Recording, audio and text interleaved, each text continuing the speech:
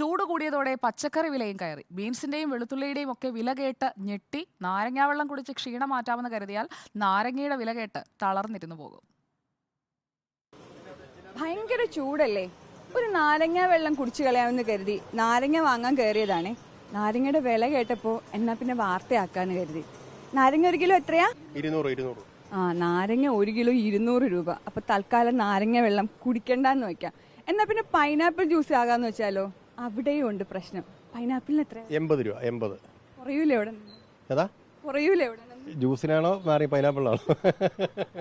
അല്ല, രണ്ടിനായാലും പൈനാപ്പിൾ കിലോയ്ക്ക് നല്ല പൈനാപ്പിളിന് 80 രൂപ വില. 80 രൂപ മുതൽ അതിന് മേളിലോട്ടാണ് വില. സാധാ മീഡിയം പൈനാപ്പിളിനൊക്കെ പോലും 80 രൂപ വില വരും കിലോയ്ക്ക്. ഞങ്ങള് നാരങ്ങ വെള്ളവും പൈനാപ്പിൾ ജ്യൂസും ഒന്നും കുടിക്കണ്ട, വേറെ ഏതെങ്കിലുമൊക്കെ ജ്യൂസ് പൈനാപ്പിൾ ജ്യൂസ് കുടിക്കണം. ഇപ്പൊ നാരങ്ങ വെള്ളം ഇപ്പം VIP ജ്യൂസായി. അല്ല, വെള്ളം കുടിക്കാൻ പറ്റുമോ എന്നാണ് ഇപ്പം മറ്റുള്ള ജ്യൂസിന്റെ വിട്ടേര്. ഇപ്പൊ വെള്ളം ഉണ്ടോ? ഇവിടെ ഏറ്റവും കൂടുതൽ ബുദ്ധിമുട്ട് വരുന്നത് ജലക്ഷാമമാണ്. നമ്മൾ സാധാരണക്കാരനെ സംബന്ധിച്ചിടത്തോളം നാരങ്ങ വെള്ളം കുടിച്ചില്ലെങ്കിലും പൈനാപ്പിൾ ജ്യൂസ് കൊടുത്തില്ലെങ്കിലും കുടിവെള്ളം വേണം. കുടിവെള്ളത്തിനാണ് പ്രശ്നം. അതുപോലും കൃത്യമായിട്ട് ഇവിടെ കിട്ടുന്നില്ല. ഈ വില കൂടുമ്പോഴേ നിങ്ങൾ സാധാരണക്കാരെയൊക്കെ ഇതെങ്ങനെയാ ബാധിക്കുക? സാധാരണക്കാരെ എന്നാ ചെയ്യാനാ, വീട് പോറ്റാൻ പറ്റത്തില്ലാത്ത അവസ്ഥ വരും. ശമ്പളം കൂടുന്നില്ലല്ലോ.